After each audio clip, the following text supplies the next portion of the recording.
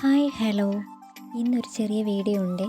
അതായത് നമ്മുടെ വീടിൻ്റെ മുറ്റത്തും വഴിയോരങ്ങളിലും വർഷം മുഴുവൻ പൂത്തു നിൽക്കുന്ന ഈ ചെടിയെ കണ്ടിട്ടില്ലേ?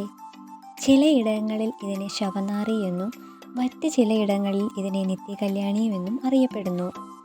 എന്നാൽ ഇതിൻ്റെ ഗുണങ്ങൾ അറിഞ്ഞാൽ നിങ്ങൾ ശരിക്കും ഞെട്ടും. വെറും ഒരു അലങ്കാര ചെടിയല്ല ഇത്. മാരകമായ രോഗങ്ങളെ പോലും തളയ്ക്കാൻ ശേഷിയുള്ള ഒരു അത്ഭുത സസ്യമാണ്. നമുക്ക് ചുറ്റുമുള്ള പ്രകൃതി ഒരു വലിയ ഔഷധശാലയാണ്. അതിൽ നമ്മൾ കാണാതെ പോകുന്ന അല്ലെങ്കിൽ നമ്മൾ അവഗണിക്കുന്ന പല ചെടികൾക്കും അത്ഭുതകരമായ രോഗശാന്തി ശേഷിയുണ്ട്. അത്തരത്തിൽ ഒന്നായ നിത്യകല്യാണിയുടെ ഔഷധ രഹസ്യങ്ങളിലേക്ക് നമുക്കൊന്ന് കണ്ണോടിക്കാം.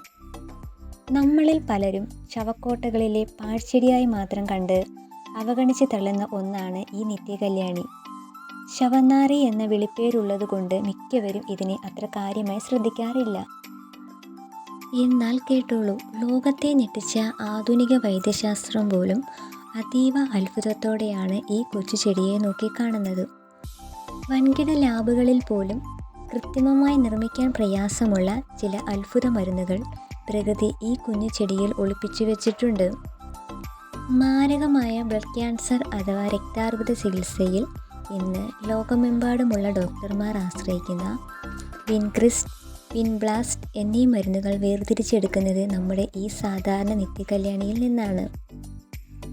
അലങ്കാരമായി നട്ടു വളർത്തുന്നതിനേക്കാൾ വലിയ ഒരു ജീവൻ രക്ഷാ ദൗത്യമാണ് ഈ ചെടി ഔഷധ ലോകത്ത് നിർവഹിച്ചു കൊണ്ടിരിക്കുന്നത്.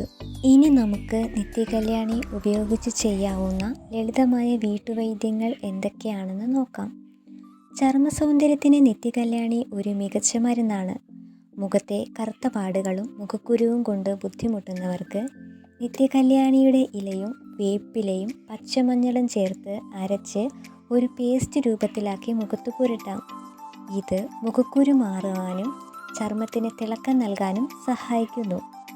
അതുപോലെ തന്നെ വീട്ടുമുറ്റത്ത് വെച്ച് കടന്തലോ തേനീച്ചയോ വിഷപ്രാണികളോ കടിച്ചാൽ ഉടൻ തന്നെ നിത്യകല്യാണിയുടെ ഇലകൾ കൈവെള്ളയിലിട്ട് തിരുമ്മി ആ നീര് കടിയേറ്റ ഭാഗത്ത് പുരട്ടുക. അത് വേദനയും നീറ്റലും കുറയ്ക്കുക മാത്രമല്ല വീക്കം വരാതെ തടയുകയും ചെയ്യും. അപ്പോൾ നമ്മുടെ ഈ കുഞ്ഞു വീഡിയോ എല്ലാവർക്കും ഇഷ്ടമായി എന്ന് കരുതുന്നു. അപ്പോൾ ഓക്കെ, ബൈ.